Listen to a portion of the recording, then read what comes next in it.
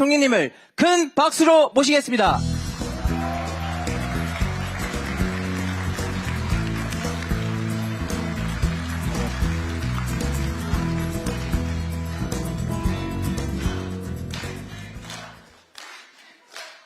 뭐 그런 거 하셔도 저 이 동네에서 출마 안 해요. 반갑습니다. 잘 들리시죠? 예, 조금 전에 우리 김관영 지사님께서 제가 정치를 은퇴하면, 정치를 그만두면 익산에서 살고 싶다 라고 하시니까 박수를 많이 쳐주셨는데, 제가 실제로 그런 상황이 되면은 익산에서, 전북에서 살고 싶다 하는 생각을 한 것은 맞습니다. 근데 익산에서, 전북에서 앞으로 살 것 같아서 박수를 치시는 것까지는 괜찮은데, 혹시 빨리 은퇴하라 이러고 치시는 건 아니죠? 오늘 정말 반갑습니다. 오늘 K국정설명회 전국을 다니면서 혹은 지방정부, 혹은 정당, 혹은 단체, 혹은 기업인들과 함께 현재 우리나라가 어디에 있고 어디로 갈 것인가에 대해서 말씀을 나누는 K국정설명회를 하고 있는데, 오늘 전북에서 이렇게 여러분들 뵙게 돼서 반갑습니다. 사실 오늘 두 군데가 공동으로 주최를 해주셨습니다. 하나는 전라북도고요. 또 하나는 전라북도 JC입니다. JC가 같이 주최를 해주신 이유는 사실은 저도 청년회의소 멤버 출신입니다. 국회 JC 출신들이 상당히 있는데 국회 JC 소속이었던 특우회, 그러니까 JC 출신의 국회의원들의 모임의 회장, JC 동회장을 하기도 했고, 아마 또 전북도는 오늘 전라북도 차원에서 전북의 비전과 관련된 말씀을 하니까 주최를 해주신 면도 있고, 사실은 제가 익산에 살고 싶다고 하니까 또 이제 그래서 그러실 텐데, 제가 간단히 설명을 드리자면, 정치를 안 하고 제가 18년 야인으로 있던 시절에 전국을 계속 다녔는데, 전국을 다녀보니까 저는 정말 전북이 제일 좋더라고요. 그래서 실제로 제가 전북, 그중에서도 익산, 사실은 어느 동까지 정해놨습니다. 살 거를 다 정해놨는데, 그래서 제가 이미 우리 정헌율 시장님 계시지만 익산 명예 시민이에요. 그러니까 제가 굳이 따지자면 전북 출신 총리라고 봐도 되겠죠. 오늘 저희가 말씀을 한번 시작해 보겠습니다. 우선 아주 간략하게 우리 정부가 어떤 상황에서 출발했는가, 아주 어렵게 출발했습니다.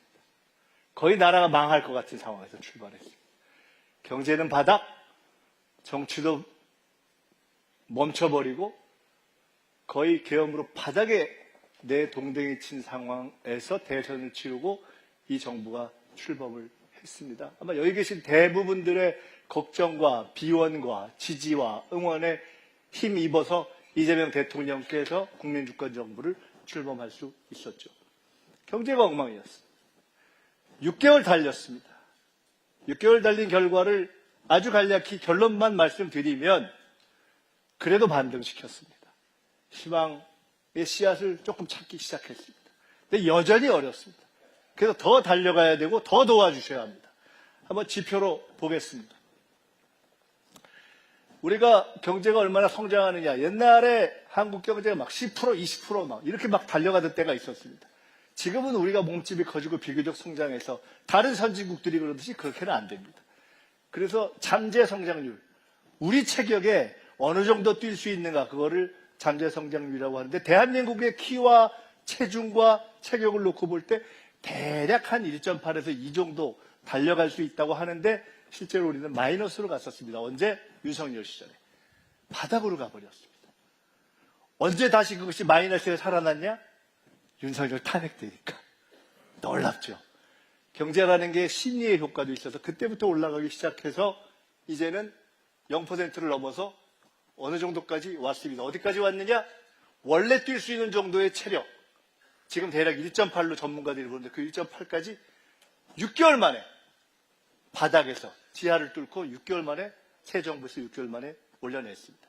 지금 예상하기로는 올해 잘하면 1.8에서 이 정도까지 갈 수 있다 이렇게 봅니다. 우리의 희망은 이것을 더 올려내는 것입니다. 많은 부분에서 긍정적 성과가 있었습니다.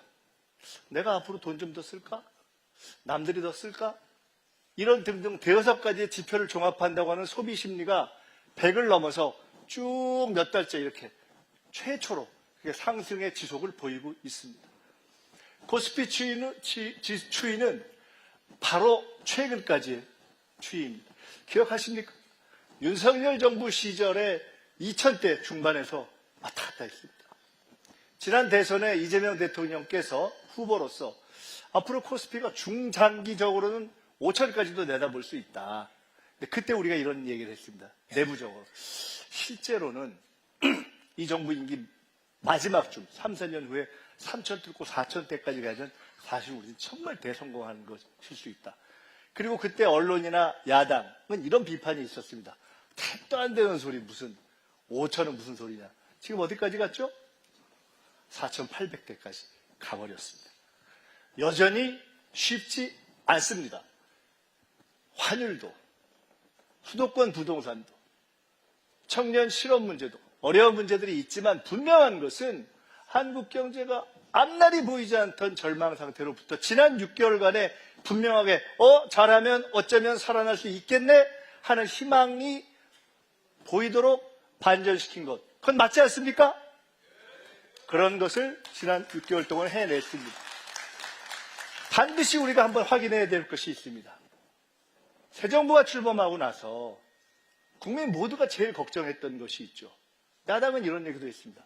아우, 이재명 대통령이 트럼프 대통령 만날 수나 있겠어? 미국이 만나주겠어? 한미 관세 협상 하긴 하겠어? 한미 관세 협상이라는 게 과연 일본보다 유리하게 하겠어? 이런 얘기 많았죠. 최고의 걱정거리였습니다. 왜? 미국이 제일 세고 전 세계에서 제일 센 나라. 관세 협상을 전 세계를 향해서 시작하니까 전 세계가 마음 놓고 사실 하지 못하면서 싫은 협상이지만 할 수밖에 없었던 강한 나라. 와의 관세 협상을 제대로 하지 않으면 한국 경제를 풀어낼 수 없는 그러한 협상을 결론을 냈죠. 많은 보도가 있고 여러분들도 많이 들으셨기 때문에 딱 세 가지만 말씀드리겠습니다. 첫째, 여러분, 미국이 주도해서 이번에 시작된 관세 협상에서 미국보다 유리하게 끝낸 나라 찾을 수 없습니다. 왜? 미국이 제일 세고 미국이 시작한 거니까. 그런 나라 있으면 나와보라고 하십시오. 그럼 이번 관세 협상의 성적은 어떻게 계산하느냐? 누가 덜 불리하게 했는가? 누가 상대적으로 유리하게 했는가? 한국이 일본이나 대만이나 다른 경쟁 국가에 비해서 더 불리하게 했는가 아닌가가 관세 협상을 평가하는 기준입니다. 이에 대해서 많은 사람들이 이렇게 평가합니다. 한국이 비교적 선방했다라고 이야기하는 것은 일본에 비해서 다른 경쟁 국가에 비해서 전체 다른 협상을 했던 나라들에 비해서 비교적 괜찮게 했다. 다 그렇게 인정을 하는 것입니다. 세 가지 포인트를 말씀드리겠습니다. 첫째, 상업적 합리성. 쉽지 않은 협상을 했는데 우리가 치열하게 마지막까지 얻어내려고 노력해서 그 모든 협상에 딱 씌운 모자가 있습니다. 상업적 합리성. 쉬운 말로 하면 돈 되는 것만 한다. 미국은 미국 돈 되는 거 하려고 하고 한국이 투자하라고 하고 미국이 원하는 방식으로 하라고 하고 만약 그대로 전혀 우리가 똑같이 미국이 원하는 대로만 갔다면 사실 우리 국익에 어려움이 있을 수 있죠. 그래서 우리는 상업적 합리성이라는 조항을 집어넣습니다. 돈 되는 것만 한다. 투자를 할 때도 또 자금을 모으는 방식도 한국이 불리하고 경제적으로 해를 보는 방식으로는 안 한다라는 것을 집어넣습니다. 두 번째, 마스가. 최근에 군산에도 미국이 조선을 할 거면 차라리 군산에서 하면 어때? 이런 얘기가 있잖아요. 마스가가 뭔지 다 아시잖아요. 미국을 더 세게 해주자. 마스가는 미국과의 어려운 협상을 하는 데 있어서 한국이 가지고 있는 조선력, 한국이 가지고 있는 배 만드는 능력을 가지고 우리의 협상을 가장 잘 이끌어낸 전략입니다. 미국이 가장 전 세계에 정치, 경제, 군사적인 우위를 점하는 데 있어서 필요한 것이 배 잘 만드는 능력, 군함 잘 만드는 능력인데 막상 그것이 제일 부족해요. 근데 우리가 그걸 가지고 있어요.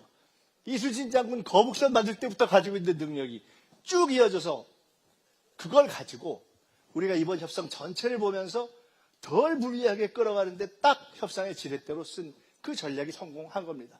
이 말씀을 드리는 이유는 앞으로도 우리는 어려운 일이 많을 겁니다. 여러분 혹시 기억하시는지 모르겠어요. 이번 한미관세 협상이 끝날 때 국무회의에서도 그런 말씀하신 것 같아요. 정말 국력을 키워야 한다는 것을 절감했다.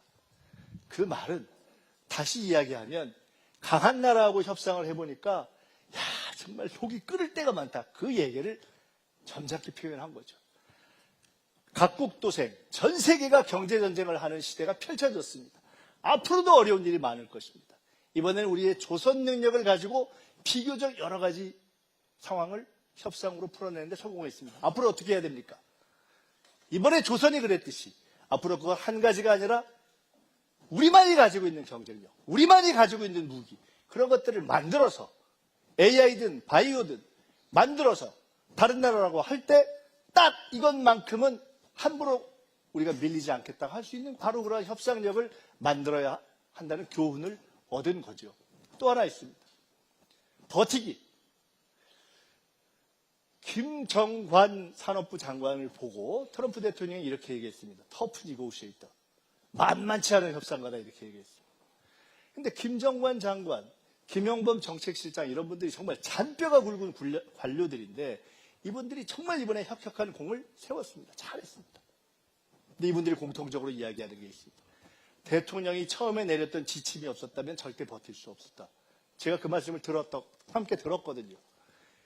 우리 국익에 손해가 되는 것은 결코 사인하지 않겠다. 버텨라. 시간에 쫓기지 마라. 우리 김건영 지사님도 공무원 해보셨고 우리 이원택 우리 의원님도 그런 도정 관련해서 직접 일도 해보셨고 많은 분들이 이 안에서 공무원도 해보신 분 계시고 그런데 실제로 대한민국에서 미국과 해방 이후에 어떤 사안이든 가지고 협상을 해서 시간이 딱 임박했는데 그것을 시간을 구애받지 않고 쭉 밀어서 우리의 입장을 관철하기 위해서 협상한다는 것 실제로 쉽지 않죠. 말처럼 쉽지 않습니다. 그런데 우리가 해냈습니다. 깨질 것 같은 상황을 몇 번 넘기면서 저는 이번 한미관세 협상이 비교적 선방을 하면서 끝낸 가장 저변에는 대통령이 확고하게 딱 버티면서 판단했던 그러한 전략적인 다부짐이 작동했다. 저는 그것을 보면서 우리 국민들이 다 그 과정을 지켜봤기 때문에 한미관세 협상 사실 참 어려운데 우리도 100% 만족 못하는 대목이 있지만 비교적 잘했다. 이렇게 선방했다라고 평가했다라고 생각합니다. 맞습니까?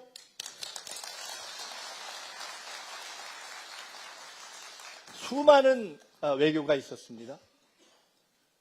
근데 이것에 대한 설명을 제가 생략을 좀 하겠습니다. 시간 관계상 다음으로 그냥 바로 넘어가겠습니다. 자, 이제는 좀 쪼개서 말씀드려 볼게요. 첫째, 국민과 함께. 이재명 대통령께서 후보 시절에, 당대표 시절에, 그리고 지금도 가장 많이 하시는 말씀이 정치는 결국 국민이 한다입니다. 그 정신을 가지고 국민 주권 정부를 만들고 있고 민주당은 당원 주권주의를 추천하고 있습니다. 저도 그것을 올바른 길이라고 믿는 사람입니다. 국무회의 생중계 재밌으셨죠? 타운홀 미팅 괜찮고 제일 재밌는 것은 업무 보고 생중계 진짜 재밌었죠? 우린 죽겠어요. 그거 만든 사람은 죽겠습니다. 아우 힘들어요. 제가 대통령님한테 말씀드렸거든요. 업무 보고 중간쯤에 아우 장르를 하나 만드셨어요. 무슨 장르 그래서 세계적인 정치 다큐를 하나 만드셨다고. 이번에 우리가 했던 이 업무 보고를 생중계한 것이 대통령이 주도한 그 영역을 이제 넘어서서 전 부처의 업무 보고 생중계로 이어지고 있고 더 나아가서 앞으로 국민들이 관심을 가지는 각종 위원회나 이런 것들도 이제 생중계 하세요 하고 제가 지침을 내렸습니다. 각 부처에. 전 세계가 주목하는 K민주주의의 하나의 모델이 된 것이고, 제가 찾아봤어요. 업무보고 공개를 누가 시작했나? 김대중 대통령이 처음 시작하셨더라고요. 근데 그때는 생중계는 안 했어요. 처음으로 오픈한 거예요. 그 철학이 이어져서 김대중 대통령, 노무현, 문재인 대통령, 이재명 대통령 이렇게 국민 주권을 중시하는 분들이 이어지면서 오늘에까지 이어진 것이죠. 이게요, 이번 업무 보고할 때 공무원들이 힘 좀 들었을 거 아니에요. 장관들도 힘들고. 근데 이제 업무 보고가 마지막 끝나는 게 부산에서 해수부 업무 보고였거든요. 부산에서 해수부 업무 보고 딱 끝나는 날 다들 속으로는 아우 이제 끝났다, 아주 해피하다, 이제 조금 쉬어야지 이러고 대통령께서 마지막 정리 말씀을 하시면서 아우 그동안 수고하셨다고, 다음 업무 보고는 6개월 있다 하자고.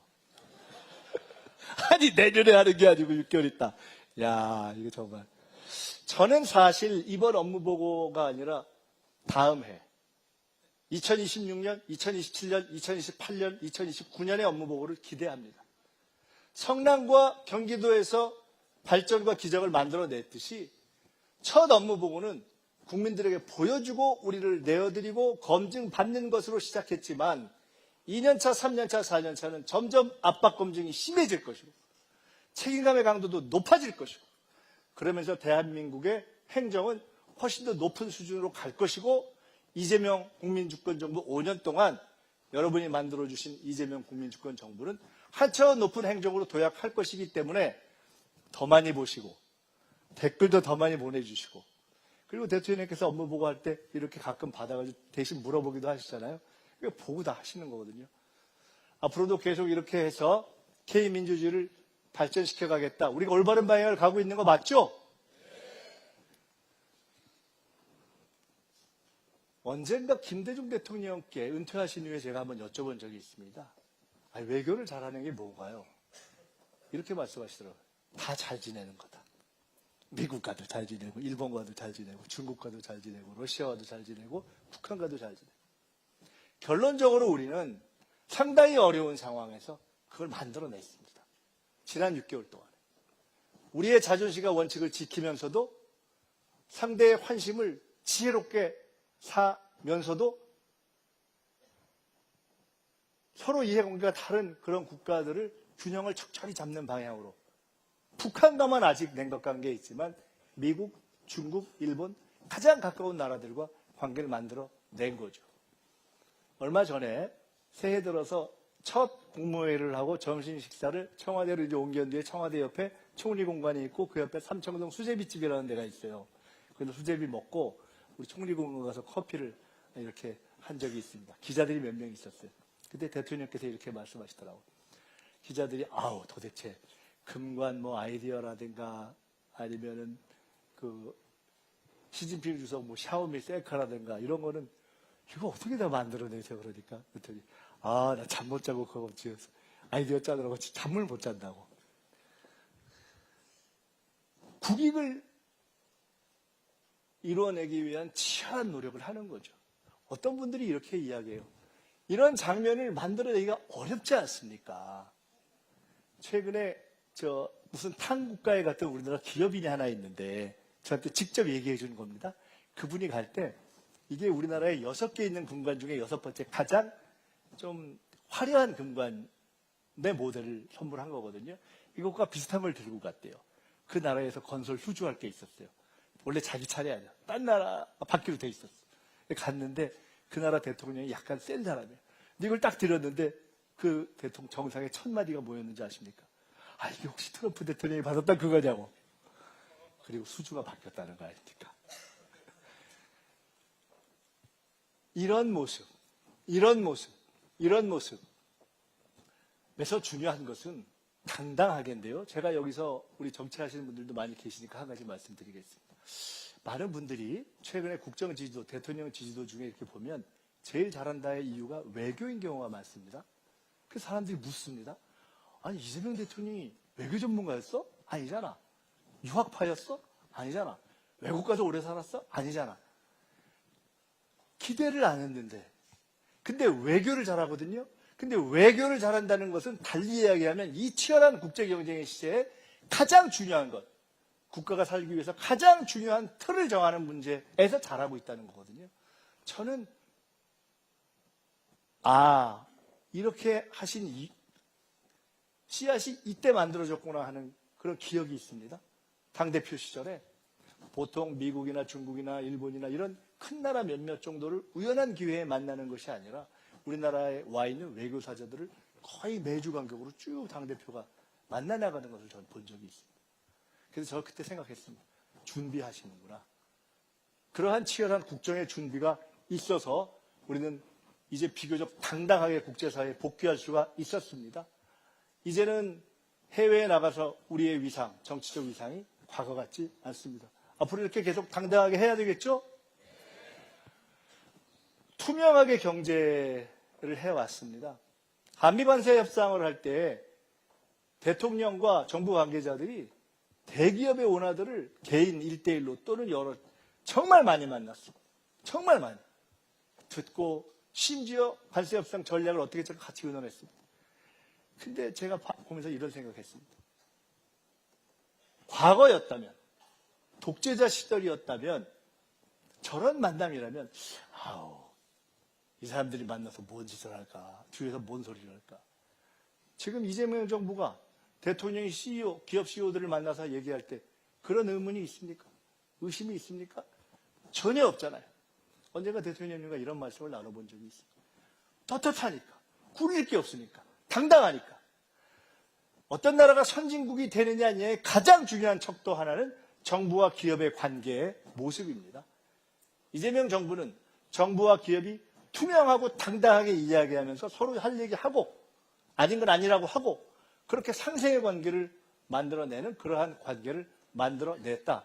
이제 진정한 의미에서의 선진 경제의 기초를 만들어낸 것이 경제, 노동 어떤 한 분야의 제도의 변화보다 훨씬 중요한 틀을 만들어낸 것이다. 저는 이렇게 생각합니다. A, B, C, D, E.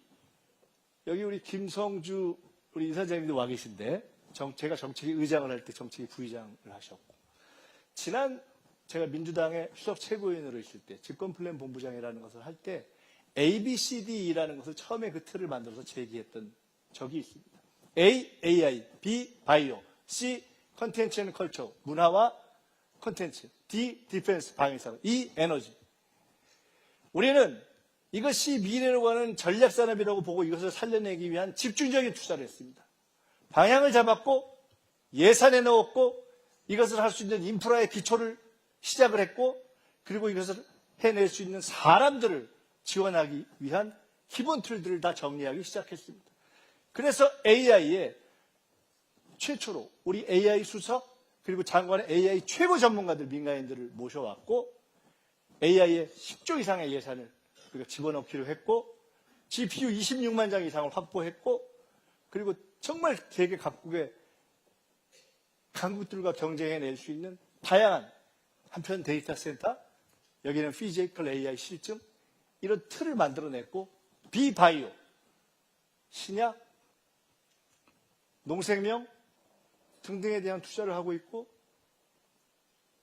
국가의 바이오위원회를 딱 정리해서 이제 당연한 컨트롤 타워로 가려고 하고 있고 컨텐츠 앤 컬처, 방위산업, 에너지, 지금 아리백산단 전북같이 제가 이걸 보면서 전북은 이 중에서 뭐뭐에 연관이 되느냐. A, AI 연관되죠? 피지컬 AI. B, 농생명, 바이오 연관되죠? 컨텐츠 앤 컬처 당연히 관광 등 연결되겠죠. D, 디펜스 아주 주된 분야는 아닌 것 같아요. E, 에너지, 재생에너지 연관되죠? A, B, E가 특히나 전북과 연관된 이런 부분에 있어서 새로운 미래를 만드는 노력을 하고 있다. 저는 윤석열 정부가 제일 잘못한 것이 독재도 하고 정치도 엉망으로 다 못했지만 제일 잘못한 것 하나는 앞으로 무엇으로 먹고 살 것인가에 대한 명확한 집중점을 못 가진 것이 가장 큰 문제의 하나라고 봅니다. 우리는 그 집중점을 만들어 냈습니다. 이거 한 가지만 온 김에 소개를 좀 드리겠습니다. 우리의 꿈은 결국 백범 김구 선생이 꿈꿨던 것 같은 문화국가입니다. 성장을 회복하고 지금 우리 한류의 경쟁력이 보이고 있는 대로 문화국가로 갈 것입니다. 여러분 이 맨 마지막 그림이 뭔지 아세요? 국중박. 그 나의 문화유산 답사기 유홍준 선생님 아시죠? 지금 관장이시잖아요. 제가 그분이 너무 자부심에 차서 이 자랑하는 거 한 두 가지만 소개할게요. 첫째, 국중박이 줄을 지금 저렇게 서고 있는데 전 세계 지금 3위라는 겁니다. 지난해 600만이 넘었다는 거예요. 1위, 2위가 어떤 나라냐? 루브르, 파리나 뭐 뉴욕 이런 데예요. 그런 데하고 경쟁하는 거예요. 근데 차이가 있어요. 그런 나라들의 박물관은 남의 나라의 반틈 넘잖아요. 우린 그게 아니잖아요. 우리의 것만 갖고 하잖아요. 두 번째, 일본 등을 포함해서 세계 100나라 이상의 박물관장들이 와서 너무너무 부러워하는 게 있대요. 뭔지 아십니까? 우리 옆나라 일본도 그렇고 어지간한 나라에는 박물관에 오시는 분들이 다 은퇴하신 어르신들만 오신답니다. 근데 우리는 젊은이들이 애기들 데리고 유모차와 함께 줄을 서 있는 거예요. 엄청난 문화의 힘이 만들어지고 있는 것이고 이것은 단순한 문화 산업이 아니라 우리가 어떤 산업을 하든지 거기에 프리미엄 베이스를 깔아주는 그런 기초가 될 것이다 이렇게 봅니다. 그러면서 저희가 새 정부가 강조했던 원칙이 몇 가지 있습니다. 여러분 국무회의 할 때 처음에 한 번, 두 번, 세 번 대통령이 계속해서 산재 얘기한 거 기억나시죠? 대한민국에서 정치의 영역에서 산재 문제가 그렇게 진지하게 사실 의제로 다뤄진 적이 별로 없습니다. 한 번 하고 마실 줄 알았는데 두 번, 세 번 했어요. 쉽지 않은 문제입니다. 저도 산재 현장을 가봤습니다. 건설 현장. 근데 전체적으로 좀 큰 데는 줄고 있지만 50인 이상 50억 이하는 아직 줄지 않거나 심지어 늘기까지 합니다. 어려운 과제지만 이제는 우리가 사람을 귀히 여기는 그러한 공동체로 바뀌어야 한다는 원칙 때문에 첫째. 두 번째는 산불입니다. 산불 대응의 방식을 저희가 지난해 바꿨습니다. 지난번에는 산불이 나면 일단 얼마나 불이 번지나 보자 하고서 헬리콥터 띄우는 거를 일단 물 내리는 헬리콥터를 먼저 띄우고 돌아오는 한이 있더라도 먼저 띄우자는 걸로 시스템을 바꿨습니다. 30분을 더 벌었습니다. 매우 중요한 거죠. 세 번째는 자살입니다. 우리가 자살 지금 1년에 15,000이 넘습니다. 부끄러운 일입니다. 이런 문제들에 대해서 강력하게 대응하겠다 하는 생명 존중의 원칙을 지켜가겠습니다. 정동영 장관께서 전북이 배출한 탁월한 정치인이자 지금 우리 정부의 통일부 장관입니다. 여러분, 윤석열 정부 시절에 오물풍선이 오고 확성기가 가고 오물풍선이 오고 확성기가 가고 갈등이 계속됐습니다. 그 접경 지역에 있는 주민들은 너무 힘들었습니다. 정부가 바뀐 것만으로도 오물풍선과 확성기는 사라졌습니다. 지금 쉽지 않습니다. 남북관계가 어느 때보다도 만만치 않고 심지어 북한은 이제는 아예 통일이고 뭐고 말하지 말고 그냥 딴 나라로 가자 이렇게 얘기할 정도가 됐지만 적어도 우리는 더 갈등을 격화시키지 않는 방식으로 지혜롭게 이 문제를 풀어가려 하고 있고 다행히 미국의 트럼프 대통령이 어떤 형태로든 북한과 대화를 하려는 그런 마음을 유지하고 있다. 이 기조는 유지하는 게 맞는 거 아니겠습니까?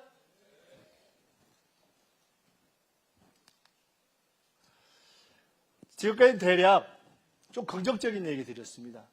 근데 우리는 상황을 쉽게 보고 있지는 않습니다. 아까 말씀드렸던 것처럼 환율 간단치 않고 수도권 부동산 문제 간단치 않고 여러 가지 산업에서의 경쟁력 간단치 않습니다. 미국이 판을 흔들었고 중국이 무섭게 쫓아오거나 아니면 우리 추월한 부분이 많습니다. 예를 들어서 우리가 한류를 자부하지만 실제 상황에서는 노력은 우리가 하고 돈은 넷플릭스가 가져가는 그러한 구조, 이러한 구조들이 곳곳에 있습니다. 우리가 드라마를 만든 게 지난해 84편, 2015년 10년 전에 84편, 똑같은 84인데 과거는 상향이고 지금은 하향. 이런 어려움들이 곳곳에 있는 것을 인식하고 저희들이 결코 그냥 낙관만 하고 가진 않겠다 하는 말씀을 드리는 겁니다. 정리를 하겠습니다. 지금 대통령에 대한 지지도가 6개월이 지난 시점에서 보면 비교적 역대 정부에 비해서 높다고 합니다. 50대 후반, 60대 초반대. 정부에 대한 신뢰도를 조사했습니다. 처음으로 지난해 말에 정부에 대한 신뢰도가 54%대를 찍었습니다. 국회, 검찰, 법원보다 높게 나왔습니다. 더 잘해라. 그래, 열심히 하는 건 인정하겠다. 투명하게 국민과 함께 가려는 노력을 인정하겠다. 그러한 평가를 국민의 집단지성을 믿고 정치를 해온 지난 6개월에 대한 평가로 국민들이 내려주고 계신 것이라고 믿고 지금까지 말씀드렸던 이런 기조로 계속 달려가려고 합니다. 괜찮겠습니까? 제가 한두 가지만 더 말씀드리고 오늘은 사실 제가 주최 측에서 말씀 듣기를 쭉 말씀드리고 혹시 질문이나 이런 것이 있으면 필요한 걸 서면으로 받아서 남의 답변 드리고 한두 가지만 여기서 꼭 필요한 문답을 직접 하고 그리고 마치고서 오신 분들과 인사도 하고 사진도 찍고 하는 시간을 가졌으면 좋겠다고 말씀을 들어서 가급적 빨리 곧 마치겠습니다. 제가 한번 이걸 만들어 봤어요.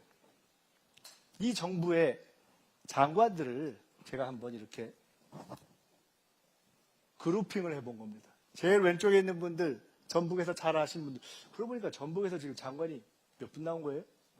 김현덕 장관 있고, 또 정동영 장관 있고, 그렇죠?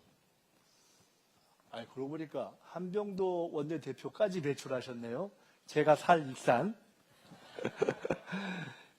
자, 이렇게 민주당에서 국회의원 오래 하셨던 분들이 장관 한 그룹이 있어요. 맞죠?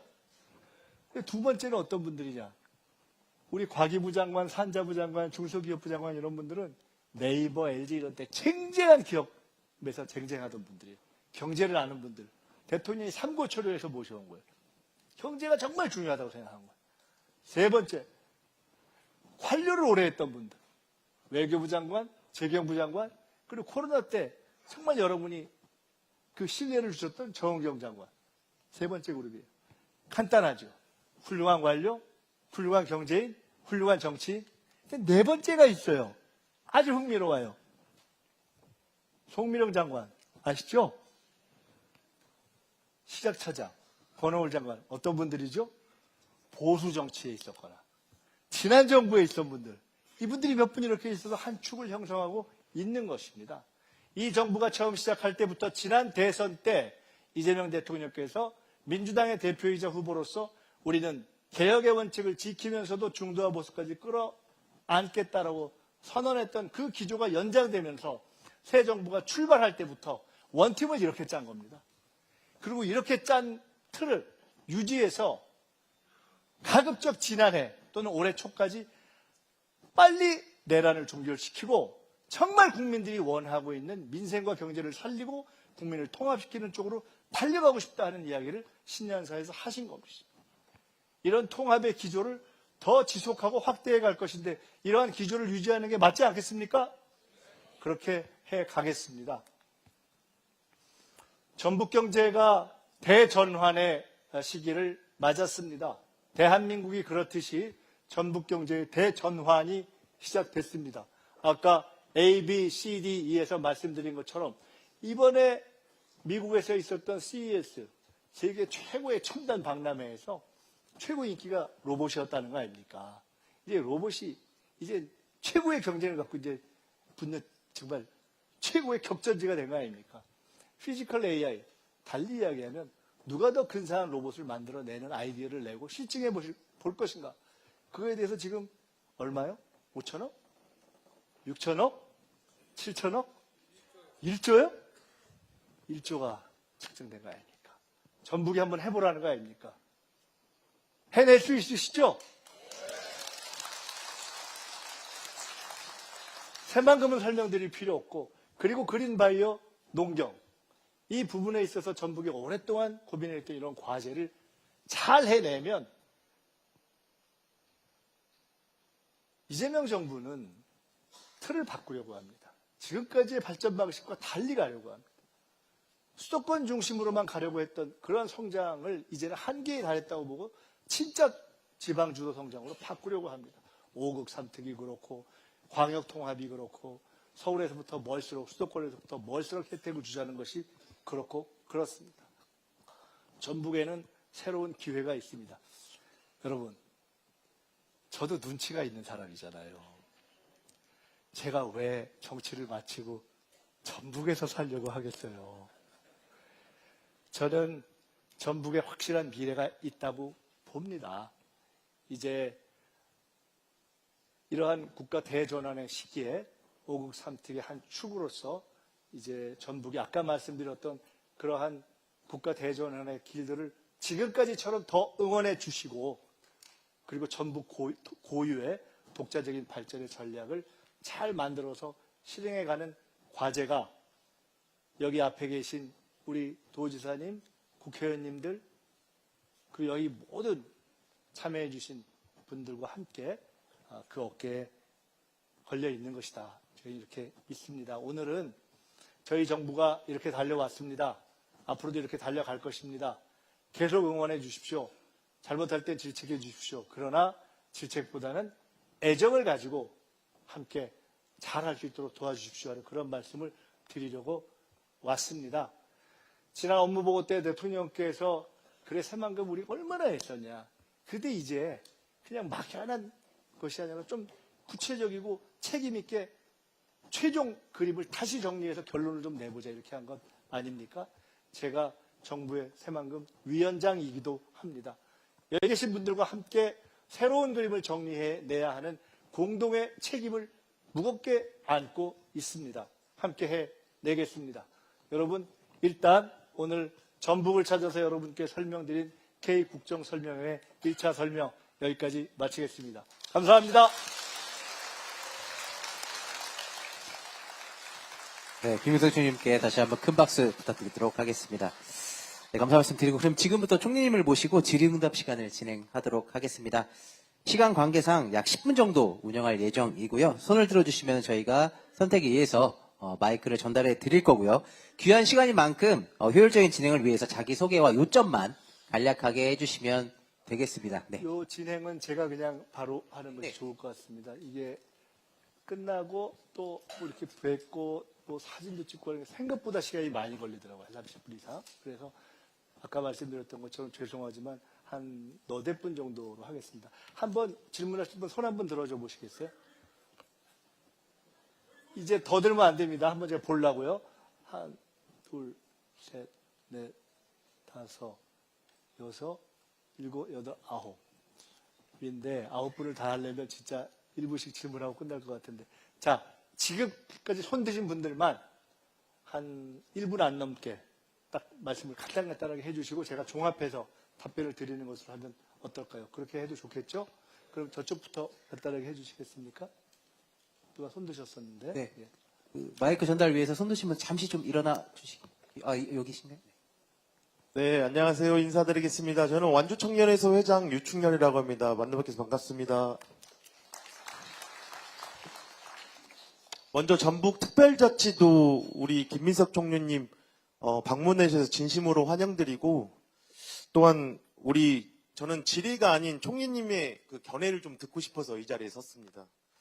지금 아까도 설명해 주셨는데 저희가 5극 3특 구성 목표로 국가 균형 발전을 위해 지역 간의 격차 해소, 지역 소멸 위기 극복, 국가 전략의 추진에 다시 한번 우리 국정전략의 노고에 감사드리고 저는 경의를 표합니다.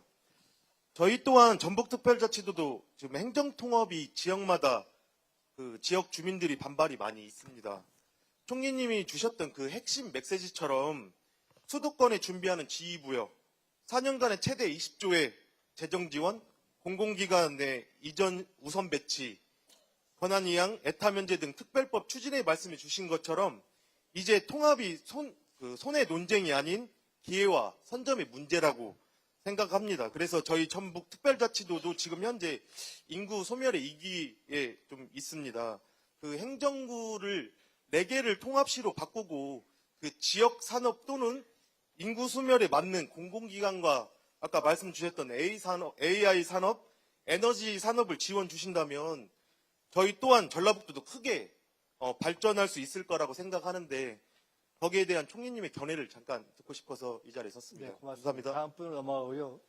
부탁드릴 것은 이제 저한테 와서 고맙다 이런 얘기를 딱 빼시고 그냥 질문만 딱 하시면 될 것 같습니다. 예, 그 다음 분 이쪽으로 아까 두 번째 넘어왔었는데요. 손 드신 분 저쪽 예. 저기 마이크 좀 갖다 드리시죠. 누가 안 계신가요? 네, 혹시 일어서 주시면 저희가 마이크 네네네, 전달해 거기. 드리겠습니다. 어디 지금 거기 지금 질문 그분 드리시죠. 예. 예, 질문 기회 주셔서 감사합니다. 완주에 살고 있는 백종수라고 합니다. 저는 10년 전에 인천에서 완주로 귀농을 했고요. 완주에서 새 아이를 키우면서 이제 살고 있는 가족이고, 또 저희 가족의 이제 특징은 무연고 소자본 농가의 생존기입니다.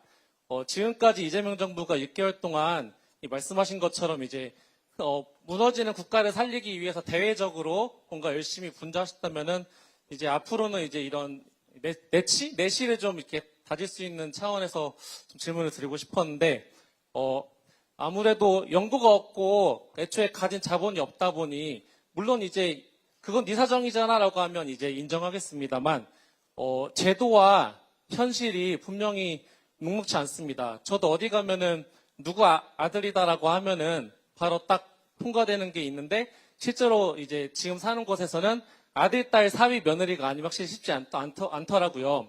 그래서 이런 현실에서 힘들어하고 있을 때 이제 곁에 있는 누군가가 이재명 정부가 됐는데, 지금은 국민신문고에 올리면은 뭐 누가 읽어보기라도 하고, 또 심지어 대통령께서도 유튜브 댓글은 직접 읽어본다고 하더라. 그래서 죄송한데 조금 요점. 예, 그래서 너의 이런 힘든 점을 귀농을 했을 때 예, 이런 지원에 예, 어려움이 현실적으로 있고. 올릴 수 있는 창구가 있는지 네. 좀 알아보고 싶고요.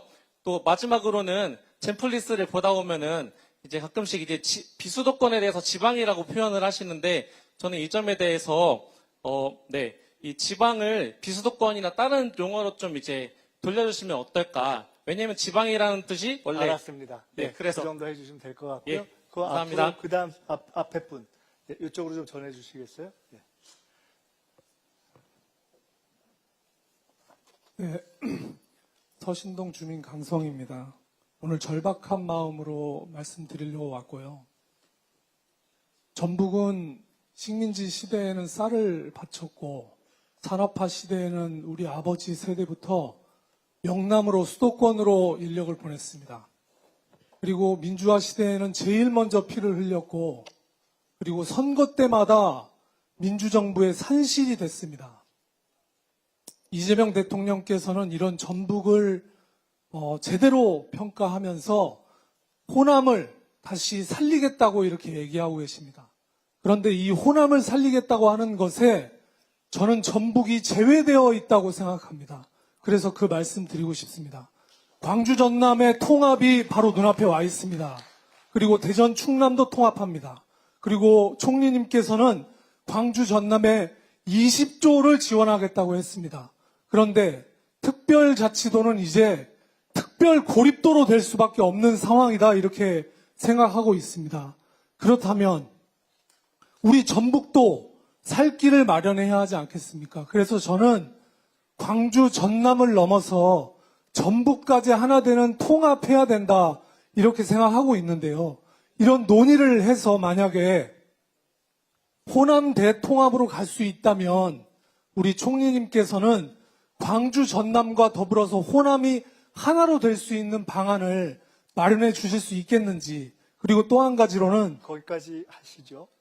이재명 대통령께서 예. 타운홀 미팅을 지금 안 하고 계십니다. 우리 전북에. 네, 빨리 오셔서 말씀드릴게요. 이런 문제를 같이 논의했으면 좋겠습니다. 네. 이상입니다.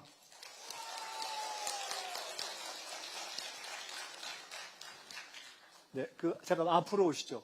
거기 앞으로. 거기 제일 마지막에 하시죠. 예. 아주 간단히 해주실 수 있어요? 네, 간단히 하시죠. 네, 안녕하세요. 저는 MBC TV의 칭찬합시다 제안자 김종선입니다. 27년 전에 총리님과 SBS TV로 자기 제천표 공개하는 방송을 같이 나간 적이 있습니다. 3분 동안. 그때 우리 총리님께서 자기 제천표를 공개해 주셨는데 그때 81점이었습니다. 오늘 지금 중요한 아이디어를 하나 가지고 왔습니다. 우리 총리님의 별명을 보니까 창조적으로 뭐든지 새로운 걸 만들어내셔서 저기 죄송한데요. 저 개인적으로 관련된 제안이시면 저게 개인적으로 만나서 주시면 좋을 것 같습니다. 오늘은 여기는 도정과 관련된 말씀을 주시는 게 좋을 것 같아요. 제가 나가면서 말씀을 듣겠습니다. 여기 좀 옮겨주시겠어요? 네, 고맙습니다. 마이크. 앞쪽으로 여기 아까 드셨던 분들. 아까 원래 안 드셨던 것 같은데 드셨나요? 이쪽으로 이렇게 오셔서 저기 전해주시고 그 다음에 이쪽에 하면 되겠습니다. 아까 처음에 안 드신 분들은 그냥 드셨던 분들만 하는 게 좋을 것 같습니다. 예, 안녕하십니까. 현재 여기 전북대학교 학사를 졸업하고 동대학원을 진학해서 현재 전북대학교 대학원 총학생회장을 역임하고 있는 이정찬이라고 합니다. 저는 오늘 총리님께 하나 여쭤보고 싶은 부분이 있습니다. 먼저 현재 지방 소재 대학의 경쟁력을 강화하는 것이 그 대학 자체의 경쟁력만이 아니라 그 대학에 진학을 하고 싶어서 오게 되는 학생들이 이제 들어오지 않겠습니까? 그렇기 때문에 해당 지역의 지방 소멸을 막는 하나의 정책으로서도 진행이 될 수 있다고 생각합니다. 이때 대학의 경쟁력을 어떻게 향상시키냐? 이제 현재 여기 전북대 같은 경우에는 1년 예산이 한 4천억 정도 되고요. 서울대 같은 경우에 1조 1천억, 그리고 도쿄대 같은 경우에 1조 7천억, 그리고 하버드는 9조 원 이렇게 됩니다. 즉 간단하게 봤을 때 결국 그 대학이 얼마나 많은 예산을 가지고 있느냐가 결국 그 대학의 경쟁력을 결정하게 된다고 생각을 합니다. 이렇듯이 현재 국민주권정부에서 진행하고 있는 이 서울대 10개 만들기 정책은 이러한 부분에서 정말 좋은 정책이라고 생각합니다. 다만 현재 서울대 10개 만들기에서 거점 국립대는 현재 9개가 있고 현재 교육부의 업무 계획상 현재 5년 동안 4조 원의 예산을 지원을 하고 26년에는 3개의 대학을 지원한다고 그렇게 명시가 되어 있습니다. 그런데 방금 말씀드린 것처럼 서울대의 70%까지 예산을 향상시킨다고 했는데 9개 대학에게 5년 동안 4조 원이라면 그에 미치지 못하는 좀 적은 예산입니다. 그렇기 때문에 이 서울대 10개 만들기 정책을 그냥 그 대학의 경쟁력을 향상시키는 게 아니라 그 대학이 소재하고 있는 지역의 지역 소멸도 막을 수 있는 이러한 정책의 일환으로서 좀 그 대학들의 지원을 해서 대학뿐만 아니라 그 지역도 함께 상생을 하고 발전할 수 있도록 예산의 규모와 그리고 좀 신속하고 좀 전투적인 이런 지원을 해주시면 감사하겠습니다. 네, 고맙습니다. 이쪽으로 넘어가죠. 거기 바로 뒤에 계신 분 드리고 이쪽으로 넘어오죠. 예, 반갑습니다. 저는 부안군에서 초고압 송전철탑 백지화 반대대책위 공동대표를 맡고 있는 허태혁입니다. 저는 국가전력망 구조 재편 및 새만금 247 CFE 허브 구축을 제안드리고자 합니다. 24시간 7일 무탄소 에너지 전략을 앞으로 해결해야 될 국가 과제라고 저는 생각을 하는데 이 제안의 핵심은 아리백-AX 산업전략 허브 육성 분산형 국가전략입니다. 이 내용은 현재 진행되고 있는 용인 반도체 국가산단의 피크 수요가 16.5%를 집중되어 있고 또 전국적 송전선로 신설 비용만 72조 8천억이 되고 있는 사정에 있습니다. 잠깐만요. 그리고 선생님, 잠깐만요. 죄송한데 제가 보니까 들고 계시는 지금 읽기 시작해가지고 다 읽으시고. 예, 제가 마지막 결론적인 얘기만 말씀드리겠습니다. 결론만 말씀 주시고. 네. 제가 나갈 때 저한테 주시면 저희 우리 같이 일할 때 주시면 받아서 그 연락처까지 적어주시면 또 답을 또 드릴 테니까 일단 결론을 말씀해 주시죠. 네, 그래서 저는 송전탑 갈등을 최소화하고 새만금을 기업이 투자하고 싶은 곳으로 만들어 주실 것을 요청합니다. 지금은 어떤 기반도 갖춰져 있기 때문에 예전에 삼성 반도체에서 투자를 계획했다가 철회하지 않았습니까? 기업이 올 수 있는 새만금을 만들어 주시기 바랍니다. 이상입니다. 감사합니다. 자, 이제 이쪽에 딱 세 분, 죄송한데, 이제 이 앞에 딱 세 분이 하고 마무리해야 될 것 같습니다. 예. 네, 반갑습니다. 전주 병청년위원장 김민수입니다. 총리님께서 길게 얘기하지 말라고 하시니까 핵심만 빠르게 요약해서 말씀드리겠습니다. 전북은 K컬처 중심, 지리적, 시대적 새만금 에너지와 연결, AI, 피지컬, 국가 전략 거점 사업이 꼭 필요합니다. 총리님. 우리 총리님께서 전북 예비 군민이신, 우리 예비 시민이신 총리님께서 함께 전북을 글로벌 AI 시대를 함께 총리님과 함께 하고 싶습니다. 도와주십시오. AI를 하자는 거예요? 문화 거점을 하자는 거예요? 국가 전략 거점을 네, 네. 알았습니다. 예. 그 다음에 옆에 그 두 분 같이 계시니까 바로 이어서 하시죠. 안녕하십니까. 전주시 청년의 일원 김다혜입니다. 추모 납골당과 같이 장사시설과 같이 민간이 운영하되 공공성이 매우 강한 영역의 경우 허가와 감독 권한은 지방자치단체에 있음에도 불구하고 문제가 발생했을 때 책임 주체가 불명확해지는 구조적 한계가 존재합니다. 그로 인해 유가족의 피해가 장기간 방치되는 사례도 실제로 발생하고 있습니다. 이와 같은 구조적 문제를 예방하기 위해 중앙정부 차원의 관리 감독 책임을 보다 명확히 하거나 유가족의 권익을 실질적으로 보호할 수 있는 제도 개선을 검토하실 계획이 있으신지 여쭙고 싶습니다. 이상입니다. 그 바로 옆자리에 계신 분, 같은 거예요? 자, 그러면 그냥 된 김에 두 분 하고 마치죠. 저 끝에, 이쪽으로 들으시죠. 자, 시간이 좀 지났기 때문에 잘 이해해서. 예. 네, 한글 세계와 조직위원장 한용득입니다. 저는 이 국가보안법을 당장 폐지해야 한다고 봅니다. 얼마나 우리 민주 투사들이 국가보안법. 네. 국가보안법 폐지하고 북한과 남한이 그것이 통합이지 뭐 전주 안 주고 전남 통합 그런 자라 콧구녕 같은 소리 하면 안 돼요. 우리가 세계를 주도하고 1등 국가가 되려면은 수신제가 치우 편편합니다. 어떻게 우리 그 민주 인사들을 수없이 친일 잔재 말이 검찰 개 쓰레기 새끼들이 말이야 얼마나 많이 죽였어요. 이걸 당장 폐지하고 남북 정상은 판문점에서 매월 1일 날 정상회담을 하고 천하통일을 할 생각을 해야지 뭐 전남 완주 뭐 통합 뭐 경상도 통합 그런 자라 콧구녕 같은 소리 하면 안 돼요. 네, 완주 전주는 감사합니다. 100% 알았습니다. 반대요. 우리 주민들이. 국가보안법 폐지해야 그러니까 된다는 네, 말씀이시죠? 국가보안법을 탄핵 폐지해요. 이해했습니다. 저 위에 아주 애타게 손 드신 저 젊은 분하고 앞에까지 하면 이제 마무리해야 될 것 같습니다. 먼저 이렇게 마이크 잡게 돼서 정말 이렇게 질문 드리게 되어서 너무나 영광입니다. 정말 이 순간을 참 기다리고 있었습니다. 저는 전북대학교를 다니고 있는 27살 청년 이사야라고 합니다. 오늘 국정현안에 대해서 말씀해 주셨는데요. 가장 먼저는 조금 현재 정부와 당의 입장에 대해서 조금 여쭤보고 싶습니다. 현재 많은 시민들이 이재명 대통령의 개혁 의지는 정말 분명하다고 생각하고 있습니다.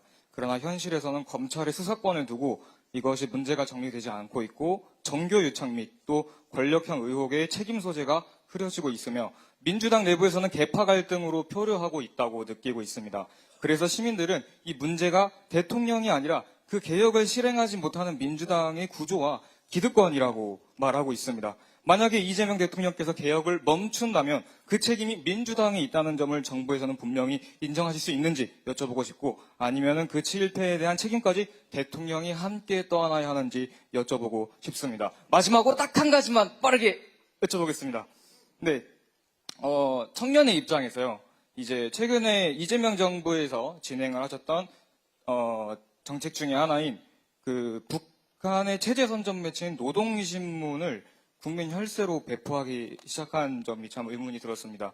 또한 대북 제재로 중단되었던 북한산 식품의 수입을 재개하였으며 국가보안법 폐지 논란 및 또한 이재명 대통령께서는 북한의 체제를 존중하신다라고 말씀을 하셨습니다. 이러한 모습들을 바라보면서 저희 청년들의 사이에서는 이런 이야기가 나옵니다.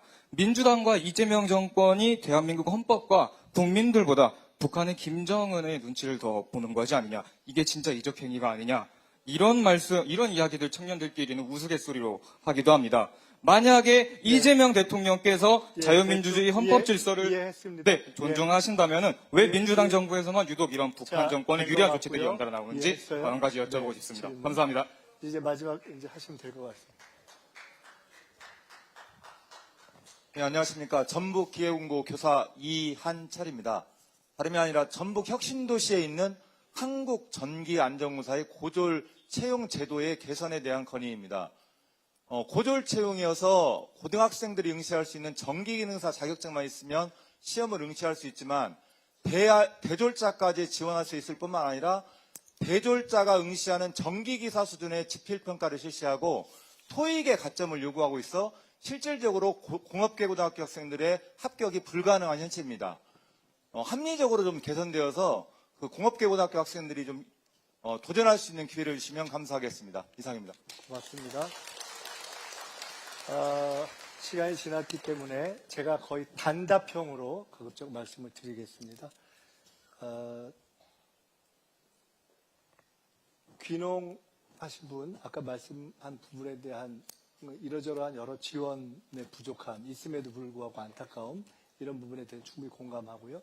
근데 이러저러한 사정을 어디다 이야기할 수 있는 창구나 소통이 있는가, 그 부분은 사실은 중앙정부에도 또는 우리 전북도에도 또 사시는 지역에도 다양한 채널이 있기 때문에 그것은 조금만 더 노력하시면은 의견을 내실 수 있지 않은가라는 것이 생각입니다. 그것이 반영되는가 아닌가는 별개의 문제고요. 그래서 그에 대해서는 구체적인 의견이 있으시면 그런 채널로 말씀하시고 아닐 때는 총리실로도 보내주고 그렇게 하시면 좋겠습니다. 수도권, 지방을 비수도권이라는 용어로 쓰자. 그거 저희가 참고하겠습니다. 전북특별자치도의 장래를 지금 대전, 충남, 광주, 전남 등이 사실상 통합으로 가는 길이 열려 있는 상태에서 어떻게 할 것인가. 혹시 우리는 상대적으로 불이익을 받게 되는 것이 아닌가 하는 우려가 있을 수 있다는 점을 잘 알고 있습니다. 첫째, 더 나빠지는 불이익이라는 것은 없습니다. 둘째, 어떤 대안을 취해야 하느냐에 있어서 원래 지금 우리 정부가 전북도와 함께 합의해서 머리를 맞대고 짜냈던 5급 3특이라는 구조와 달리 전북까지 소위 호남이라는 이름으로 통합하는 길이 맞다라는 의견도 아까처럼 있을 수 있고, 그렇지 않고 전북은 전북의 길을 가는 것이 맞다라는 의견도 있을 수 있고, 제가 정확히는 모르지만 오늘 현재까지는 5급 3특의 길로 가는 것이 맞는 거 아니냐 하는 의견이 다수이고 현재까지 합의된 의견이 아닌가라고 저는 이해하고 있습니다. 그에 대해서 도 차원에서 다른 의견의 방향이 주어진다면 그건 정부를 함께 의논할 수 있을 것이고, 대통령님의 타운홀 미팅은 진행이 될 것입니다. 그래서 전북에서도 진행이 될 것이라는 말씀을 드리고요.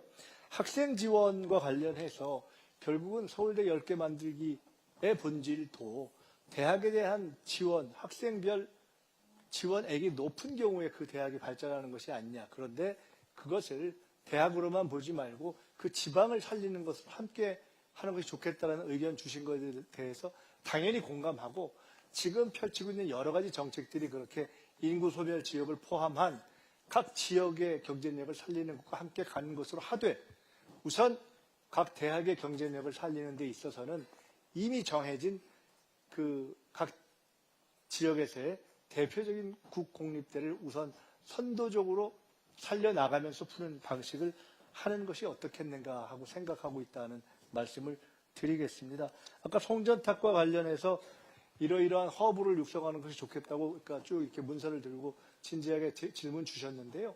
그 질문을 제가 이렇게 딱 보니까 서류도 준비하셨고 상당히 준비를 많이 해오신 것 같아서 나갈 때 저희 일행에 주십시오. 제가 전달돼서 보도록 하겠습니다. 그 AI와 관련한 것은 아까 말씀드렸던 것처럼 AI가 여러 분야가 있지 않습니까?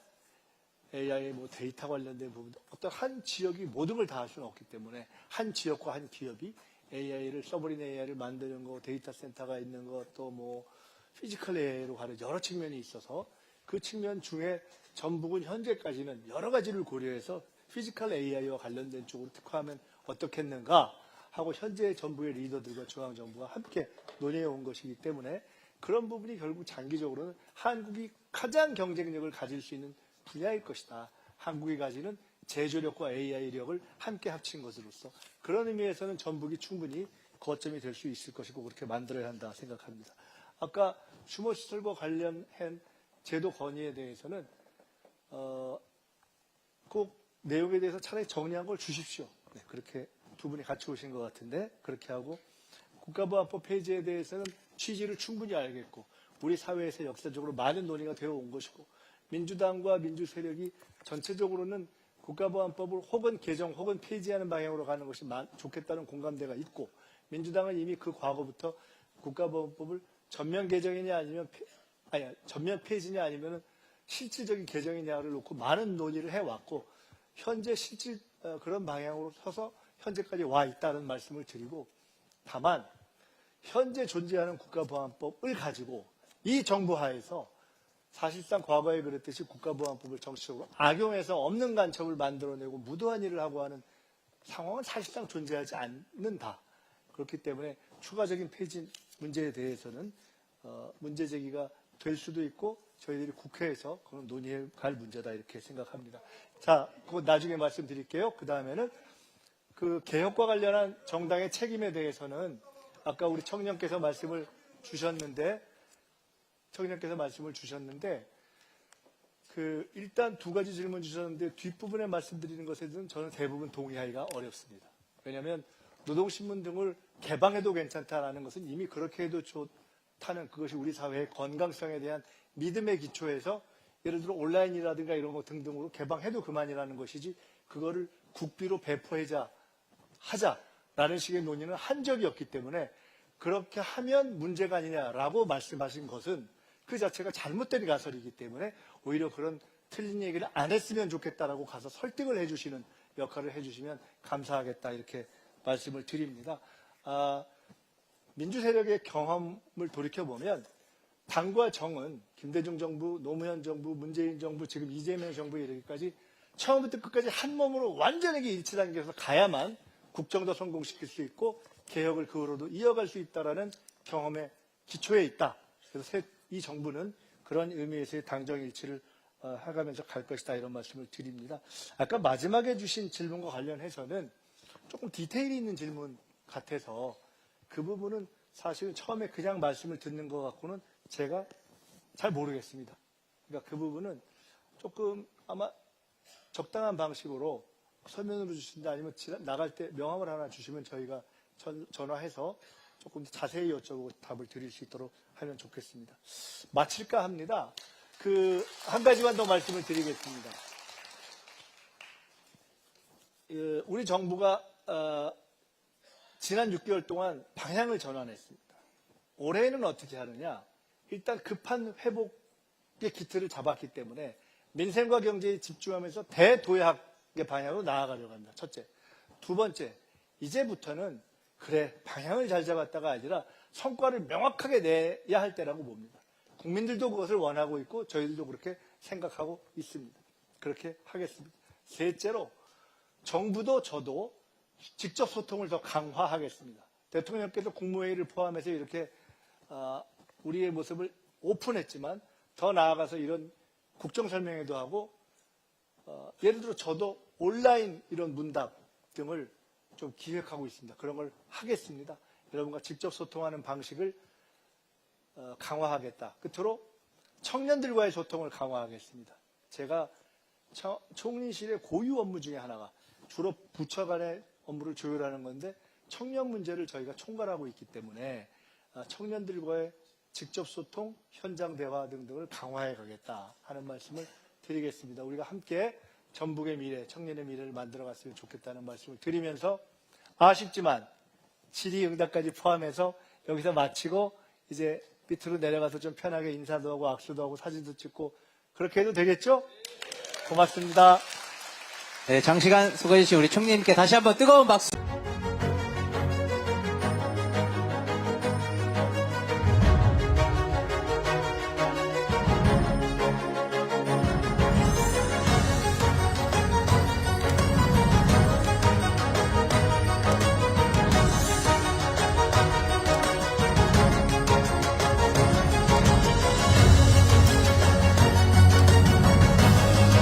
대한민국 산업의 체질을 근본적으로 강화해서 이 변화의 파고를 헤쳐가야 할 때라고 봅니다. 제도를 바꾸고 규제를 개혁하고 산업의 성과가 국민에게 다 공유되도록 하고 우리 총리님 역할이 아주 컸던 것 같아요. 우리 총리님한테 박수 한번 쳐주시죠.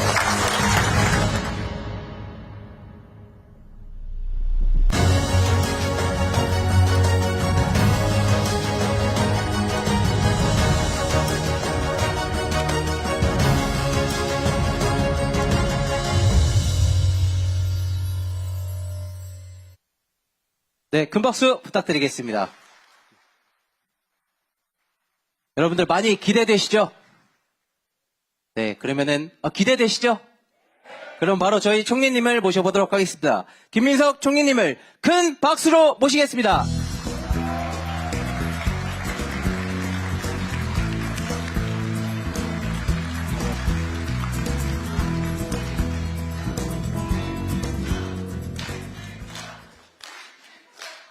뭐 그런 거 하셔도 저 이 동네에서 출마 안 해요. 반갑습니다. 잘 들리시죠? 예, 조금 전에 우리 김관영 지사님께서 제가 정치를 은퇴하면, 정치를 그만두면 익산에서 살고 싶다 라고 하시니까 박수를 많이 쳐주셨는데, 제가 실제로 그런 상황이 되면은 익산에서, 전북에서 살고 싶다 하는 생각을 한 것은 맞습니다. 근데 익산에서, 전북에서 앞으로 살 것 같아서 박수를 치시는 것까지는 괜찮은데, 혹시 빨리 은퇴하라 이러고 치시는 건 아니죠? 오늘 정말 반갑습니다. 오늘 K국정설명회 전국을 다니면서 혹은 지방정부, 혹은 정당, 혹은 단체, 혹은 기업인들과 함께 현재 우리나라가 어디에 있고 어디로 갈 것인가에 대해서 말씀을 나누는 K국정설명회를 하고 있는데, 오늘 전북에서 이렇게 여러분들 뵙게 돼서 반갑습니다. 사실 오늘 두 군데가 공동으로 주최를 해주셨습니다. 하나는 전라북도고요. 또 하나는 전라북도 JC입니다. JC가 같이 주최를 해주신 이유는 사실은 저도 청년회의소 멤버 출신입니다. 국회 JC 출신들이 상당히 있는데 국회 JC 소속이었던 특우회, 그러니까 JC 출신의 국회의원들의 모임의 회장, JC 동회장을 하기도 했고, 아마 또 전북도는 오늘 전라북도 차원에서 전북의 비전과 관련된 말씀을 하니까 주최를 해주신 면도 있고, 사실은 제가 익산에 살고 싶다고 하니까 또 이제 그래서 그러실 텐데, 제가 간단히 설명을 드리자면, 정치를 안 하고 제가 18년 야인으로 있던 시절에 전국을 계속 다녔는데, 전국을 다녀보니까 저는 정말 전북이 제일 좋더라고요. 그래서 실제로 제가 전북, 그중에서도 익산, 사실은 어느 동까지 정해놨습니다. 살 거를 다 정해놨는데, 그래서 제가 이미 우리 정헌율 시장님 계시지만 익산 명예 시민이에요. 그러니까 제가 굳이 따지자면 전북 출신 총리라고 봐도 되겠죠. 오늘 저희가 말씀을 한번 시작해 보겠습니다. 우선 아주 간략하게 우리 정부가 어떤 상황에서 출발했는가? 아주 어렵게 출발했습니다. 거의 나라가 망할 것 같은 상황에서 출발했습니다. 경제는 바닥, 정치도 멈춰버리고 거의 계엄으로 바닥에 내 동댕이 친 상황에서 대선을 치르고 이 정부가 출범을 했습니다. 아마 여기 계신 대부분들의 걱정과 비원과 지지와 응원에 힘입어서 이재명 대통령께서 국민주권정부를 출범할 수 있었죠. 경제가 엉망이었습니다. 6개월 달렸습니다. 6개월 달린 결과를 아주 간략히 결론만 말씀드리면 그래도 반등시켰습니다. 희망의 씨앗을 조금 찾기 시작했습니다. 근데 여전히 어렵습니다. 그래서 더 달려가야 되고 더 도와주셔야 합니다. 한번 지표로 보겠습니다. 우리가 경제가 얼마나 성장하느냐. 옛날에 한국 경제가 막 10%, 20% 막 이렇게 막 달려가던 때가 있었습니다. 지금은 우리가 몸집이 커지고 비교적 성장해서 다른 선진국들이 그러듯이 그렇게는 안 됩니다. 그래서 잠재 성장률, 우리 체격에 어느 정도 뛸 수 있는가, 그거를 잠재 성장률이라고 하는데, 대한민국의 키와 체중과 체격을 놓고 볼 때 대략 한 1.8에서 2 정도 달려갈 수 있다고 하는데 실제로 우리는 마이너스로 갔었습니다. 언제? 윤석열 시절에. 바닥으로 가버렸습니다. 언제 다시 그것이 마이너스에 살아났냐? 윤석열 탄핵되니까. 놀랍죠. 경제라는 게 심리의 효과도 있어서 그때부터 올라가기 시작해서 이제는 0%를 넘어서 어느 정도까지 왔습니다. 어디까지 왔느냐? 원래 뛸 수 있는 정도의 체력. 지금 대략 1.8로 전문가들이 보는데 그 1.8까지 6개월 만에 바닥에서 지하를 뚫고 6개월 만에 새 정부에서 6개월 만에 올려냈습니다. 지금 예상하기로는 올해 잘하면 1.8에서 2 정도까지 갈 수 있다 이렇게 봅니다. 우리의 희망은 이것을 더 올려내는 것입니다. 많은 부분에서 긍정적 성과가 있었습니다. 내가 앞으로 돈 좀 더 쓸까? 남들이 더 쓸까? 이런 등등 대여섯 가지의 지표를 종합한다고 하는 소비 심리가 100을 넘어서 쭉 몇 달째 이렇게 최초로 상승의 지속을 보이고 있습니다. 코스피 추이는 바로 최근까지의 추이입니다. 기억하십니까? 윤석열 정부 시절에 2000대 중반에서 왔다 갔다 했습니다. 지난 대선에 이재명 대통령께서 후보로서 앞으로 코스피가 중장기적으로는 5천까지도 내다볼 수 있다. 근데 그때 우리가 이런 얘기를 했습니다. 내부적으로. 실제로는 이 정부 임기 마지막 중 3, 4년 후에 3천 뚫고 4천대까지 가면 사실 우리는 정말 대성공하는 것일 수 있다. 그리고 그때 언론이나 야당은 이런 비판이 있었습니다. 택도 안 되는 소리 무슨 5천은 무슨 소리냐. 지금 어디까지 갔죠? 4,800대까지 가버렸습니다. 여전히 쉽지 않습니다. 환율도, 수도권 부동산도, 청년 실업 문제도 어려운 문제들이 있지만 분명한 것은 한국 경제가 앞날이 보이지 않던 절망 상태로부터 지난 6개월간에 분명하게 잘하면 어쩌면 살아날 수 있겠네 하는 희망이 보이도록 반전시킨 것. 그건 맞지 않습니까?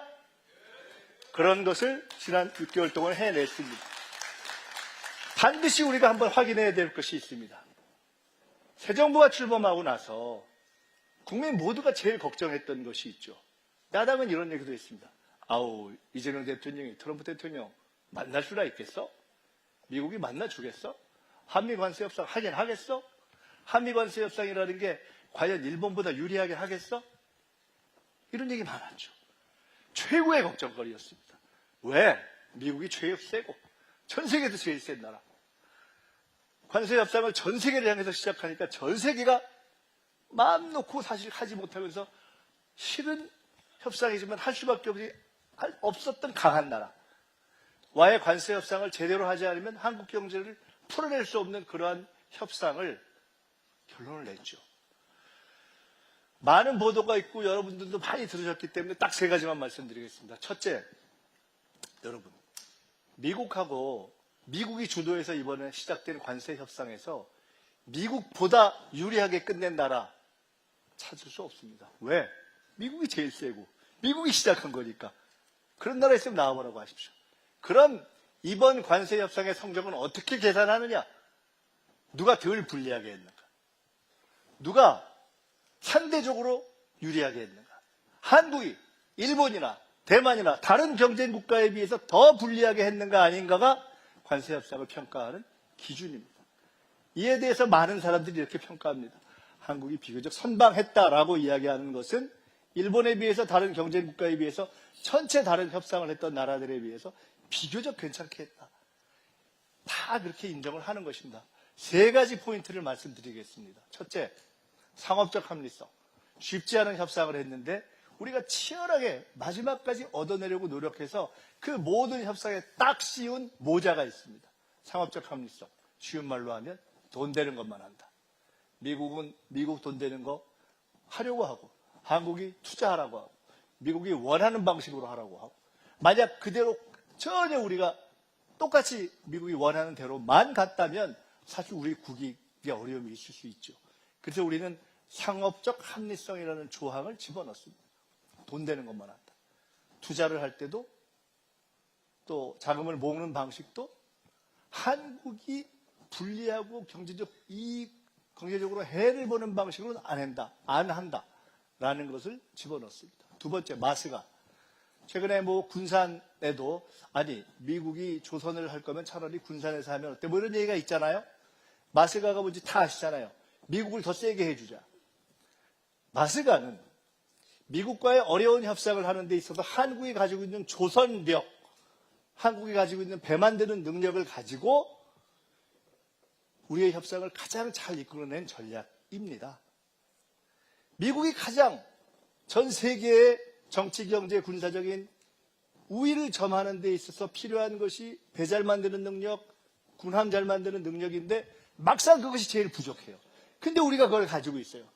이수진 장군 거북선 만들 때부터 가지고 있는 능력이 쭉 이어져서 그걸 가지고 우리가 이번 협상 전체를 보면서 덜 불리하게 끌어가는데 딱 협상의 지렛대로 쓴 그 전략이 성공한 겁니다. 이 말씀을 드리는 이유는 앞으로도 우리는 어려운 일이 많을 겁니다. 여러분 혹시 기억하시는지 모르겠어요. 이번 한미관세 협상이 끝날 때 국무회의에서도 그런 말씀 하신 것 같아요. 정말 국력을 키워야 한다는 것을 절감했다. 그 말은 다시 이야기하면 강한 나라하고 협상을 해보니까 야 정말 속이 끓을 때가 많다. 그 얘기를 점잖게 표현한 거죠. 각국 도생, 전 세계가 경제전쟁을 하는 시대가 펼쳐졌습니다. 앞으로도 어려운 일이 많을 것입니다. 이번에는 우리의 조선 능력을 가지고 비교적 여러 가지 상황을 협상으로 풀어내는데 성공했습니다. 앞으로 어떻게 해야 됩니까? 이번에 조선이 그랬듯이 앞으로 그거 한 가지가 아니라 우리만이 가지고 있는 경쟁력, 우리만이 가지고 있는 무기, 그런 것들을 만들어서 AI든 바이오든 만들어서 다른 나라라고 할 때 딱 이것만큼은 함부로 우리가 밀리지 않겠다 할 수 있는 바로 그런 협상력을 만들어야 한다는 교훈을 얻은 거죠. 또 하나 있습니다. 버티기. 김정관 산업부 장관을 보고 트럼프 대통령이 이렇게 얘기했습니다. 터프 니고시에이터. 만만치 않은 협상가다 이렇게 얘기했습니다. 근데 김정관 장관, 김영범 정책실장 이런 분들이 정말 잔뼈가 굵은 관료들인데 이분들이 정말 이번에 혁혁한 공을 세웠습니다. 잘했습니다. 근데 이분들이 공통적으로 이야기하는 게 있습니다. 대통령이 처음에 내렸던 지침이 없었다면 절대 버틸 수 없었다. 제가 그 말씀을 함께 들었거든요. 우리 국익에 손해가 되는 것은 결코 사인하지 않겠다. 버텨라. 시간에 쫓기지 마라. 우리 김건영 지사님도 공무원 해보셨고 우리 이원택 우리 의원님도 그런 도정 관련해서 직접 일도 해보셨고 많은 분들이 이 안에서 공무원도 해보신 분 계시고 그런데 실제로 대한민국에서 미국과 해방 이후에 어떤 사안이든 가지고 협상을 해서 시간이 딱 임박했는데 그것을 시간을 구애받지 않고 쭉 밀어서 우리의 입장을 관철하기 위해서 협상한다는 것 실제로 쉽지 않죠. 말처럼 쉽지 않습니다. 그런데 우리가 해냈습니다. 깨질 것 같은 상황을 몇 번 넘기면서 저는 이번 한미관세 협상이 비교적 선방을 하면서 끝낸 가장 저변에는 대통령이 확고하게 딱 버티면서 판단했던 그러한 전략적인 다부짐이 작동했다. 저는 그것을 보면서 우리 국민들이 다 그 과정을 지켜봤기 때문에 한미관세 협상 사실 참 어려운데 우리도 100% 만족 못하는 대목이 있지만 비교적 잘했다. 이렇게 선방했다라고 평가했다라고 생각합니다. 맞습니까?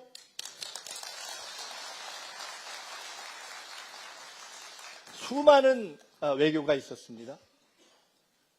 근데 이것에 대한 설명을 제가 생략을 좀 하겠습니다. 시간 관계상 다음으로 그냥 바로 넘어가겠습니다. 자, 이제는 좀 쪼개서 말씀드려 볼게요. 첫째, 국민과 함께. 이재명 대통령께서 후보 시절에, 당대표 시절에, 그리고 지금도 가장 많이 하시는 말씀이 정치는 결국 국민이 한다입니다. 그 정신을 가지고 국민 주권 정부를 만들고 있고 민주당은 당원 주권주의를 추천하고 있습니다. 저도 그것을 올바른 길이라고 믿는 사람입니다. 국무회의 생중계 재밌으셨죠? 타운홀 미팅 괜찮고 제일 재밌는 것은 업무 보고 생중계 진짜 재밌었죠? 우린 죽겠어요. 그거 만든 사람은 죽겠습니다. 아우, 힘들어요. 제가 대통령님한테 말씀드렸거든요. 업무보고 중간쯤에. 아우, 장르를 하나 만드셨어요. 무슨 장르 그래서 세계적인 정치 다큐를 하나 만드셨다고. 이번에 우리가 했던 이 업무보고를 생중계한 것이 대통령이 주도한 그 영역을 이제 넘어서서 전 부처의 업무보고 생중계로 이어지고 있고, 더 나아가서 앞으로 국민들이 관심을 가지는 각종 위원회나 이런 것들도 이제 생중계 하세요 하고 제가 지침을 내렸습니다. 각 부처에. 전 세계가 주목하는 K민주주의의 하나의 모델이 된 것이고, 제가 찾아봤어요. 업무보고 공개를 누가 시작했나? 김대중 대통령이 처음 시작하셨더라고요. 근데 그때는 생중계는 안 했어요. 처음으로 오픈한 거예요. 그 철학이 이어져서 김대중 대통령, 노무현, 문재인 대통령, 이재명 대통령 이렇게 국민 주권을 중시하는 분들이 이어지면서 오늘에까지 이어진 것이죠. 이게요, 이번 업무 보고할 때 공무원들이 힘 좀 들었을 거 아니에요. 장관들도 힘들고. 근데 이제 업무 보고가 마지막 끝나는 게 부산에서 해수부 업무 보고였거든요. 부산에서 해수부 업무 보고 딱 끝나는 날 다들 속으로는 아우, 이제 끝났다. 아주 해피하다. 이제 조금 쉬어야지 이러고 대통령께서 마지막 정리 말씀을 하시면서 아우, 그동안 수고하셨다고. 다음 업무 보고는 6개월 있다 하자고. 아니, 내년에 하는 게 아니고 6개월 있다. 야, 이거 정말. 저는 사실 이번 업무 보고가 아니라 다음 해 2026년, 2027년, 2028년, 2029년의 업무 보고를 기대합니다.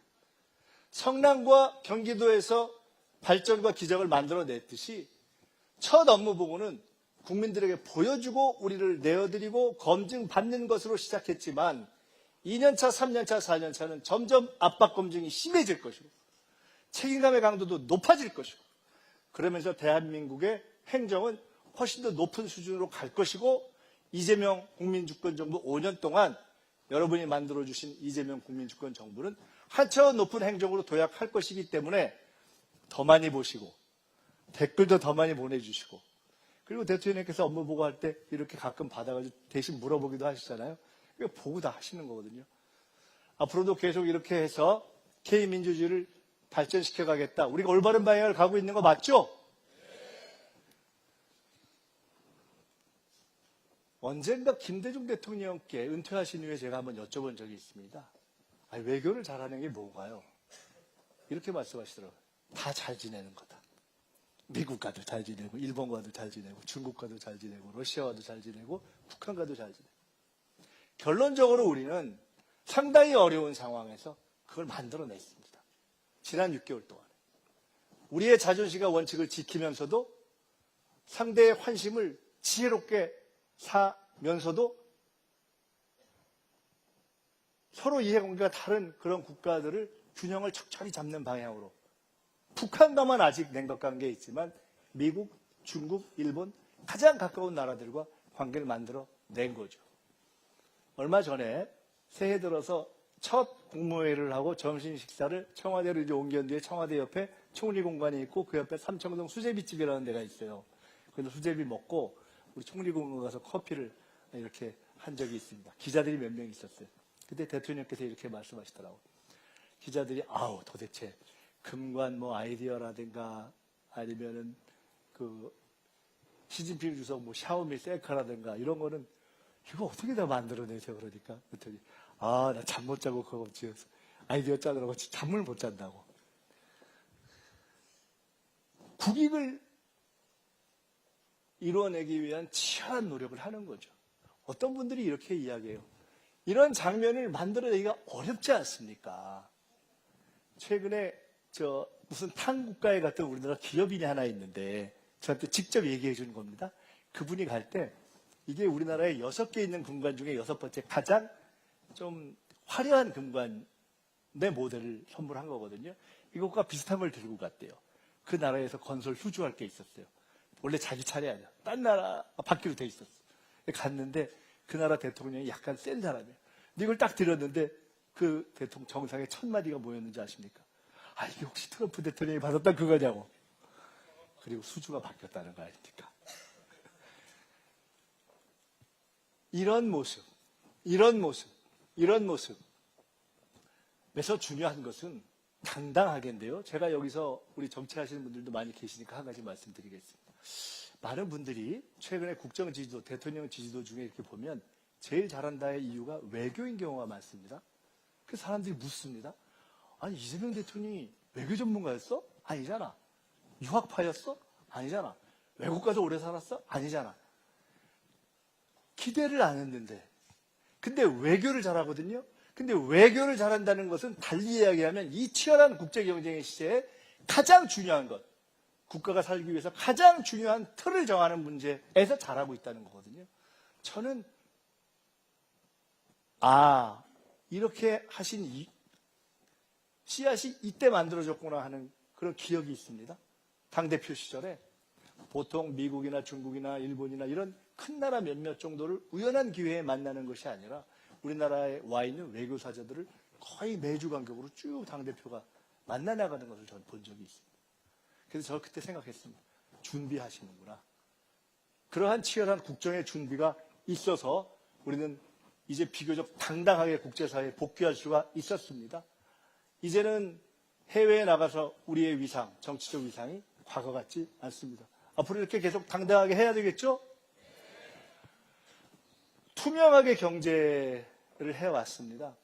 한미관세 협상을 할 때 대통령과 정부 관계자들이 대기업의 오너들을 개인 1대1로 또는 여러 정말 많이 만났어.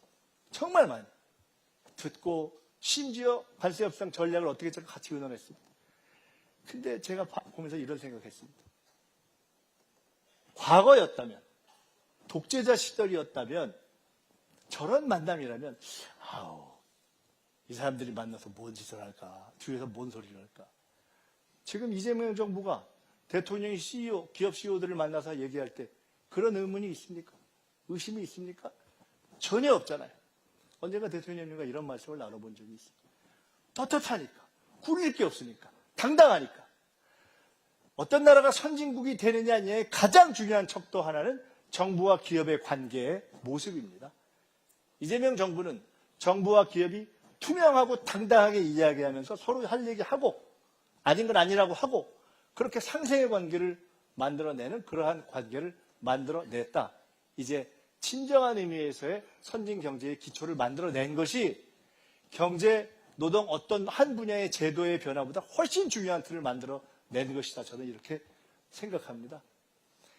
A, B, C, D, E. 여기 우리 김성주 우리 이사장님도 와 계신데 제가 정책위 의장을 할 때 정책위 부의장을 하셨고 지난 제가 민주당의 수석 최고위원으로 있을 때 집권플랜 본부장이라는 것을 할 때 A, B, C, D라는 것을 처음에 그 틀을 만들어서 제기했던 적이 있습니다.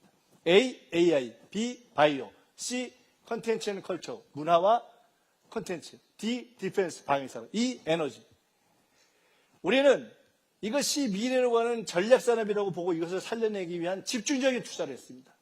방향을 잡았고 예산에 넣었고 이것을 할 수 있는 인프라의 기초를 시작을 했고 그리고 이것을 해낼 수 있는 사람들을 지원하기 위한 기본 틀들을 다 정리하기 시작했습니다. 그래서 AI에 최초로 우리 AI 수석 그리고 장관의 AI 최고 전문가들 민간인들을 모셔왔고 AI에 10조 이상의 예산을 우리가 집어넣기로 했고 GPU 26만 장 이상을 확보했고 그리고 정말 세계 각국의 강국들과 경쟁해낼 수 있는 다양한 한편 데이터 센터, 여기는 피지컬 AI 실증 이런 틀을 만들어냈고 비바이오, 신약, 농생명 등등에 대한 투자를 하고 있고 국가의 바이오위원회를 딱 정리해서 이제 당연한 컨트롤 타워로 가려고 하고 있고 컨텐츠 앤 컬처, 방위산업, 에너지, 지금 아리백산단, 전북같이 제가 이걸 보면서 전북은 이 중에서 뭐뭐에 연관이 되느냐. A, AI 연관되죠? 피지컬 AI. B, 농생명, 바이오 연관되죠? 컨텐츠 앤 컬처 당연히 관광 등 연결되겠죠. D, 디펜스 아주 주된 분야는 아닌 것 같아요. E, 에너지, 재생에너지 연관되죠? A, B, E가 특히나 전북과 연관된 이런 부분에 있어서 새로운 미래를 만드는 노력을 하고 있다. 저는 윤석열 정부가 제일 잘못한 것이 독재도 하고 정치도 엉망으로 다 못했지만 제일 잘못한 것 하나는 앞으로 무엇으로 먹고 살 것인가에 대한 명확한 집중점을 못 가진 것이 가장 큰 문제의 하나라고 봅니다. 우리는 그 집중점을 만들어 냈습니다. 이거 한 가지만 온 김에 소개를 좀 드리겠습니다. 우리의 꿈은 결국 백범 김구 선생이 꿈꿨던 것 같은 문화국가입니다. 성장을 회복하고 지금 우리 한류의 경쟁력이 보이고 있는 대로 문화국가로 갈 것입니다. 여러분, 이 맨 마지막 그림이 뭔지 아세요? 국중바. 그 나의 문화유산 답사기 유홍준 선생님 아시죠? 지금 관장이시잖아요. 제가 그분이 너무 자부심에 차서 이 자랑하는 거 한 두 가지만 소개할게요. 첫째, 국중박이 줄을 지금 저렇게 서고 있는데 전 세계 지금 3위라는 겁니다. 지난해 600만이 넘었다는 거예요. 1위, 2위가 어떤 나라냐? 루브르, 파리나 뭐 뉴욕 이런 데예요. 그런 데하고 경쟁하는 거예요. 근데 차이가 있어요. 그런 나라들의 박물관은 남의 나라의 게 반틈 넘잖아요. 우린 그게 아니잖아요. 우리의 것만 갖고 하잖아요. 두 번째, 일본 등을 포함해서 세계 100나라 이상의 박물관장들이 와서 너무너무 부러워하는 게 있대요. 뭔지 아십니까? 우리 옆나라 일본도 그렇고 어지간한 나라에는 박물관에 오시는 분들이 다 은퇴하신 어르신들만 오신답니다. 근데 우리는 젊은이들이 애기들 데리고 유모차와 함께 줄을 서 있는 거예요. 엄청난 문화의 힘이 만들어지고 있는 것이고 이것은 단순한 문화 산업이 아니라 우리가 어떤 산업을 하든지 거기에 프리미엄 베이스를 깔아주는 그런 기초가 될 것이다 이렇게 봅니다. 그러면서 저희가 새 정부가 강조했던 원칙이 몇 가지 있습니다. 여러분 국무회의 할 때 처음에 한 번, 두 번, 세 번 대통령이 계속해서 산재 얘기한 거 기억나시죠? 대한민국에서 정치의 영역에서 산재 문제가 그렇게 진지하게 사실 의제로 다뤄진 적이 별로 없습니다. 한 번 하고 마실 줄 알았는데 두 번, 세 번 했어요. 쉽지 않은 문제입니다.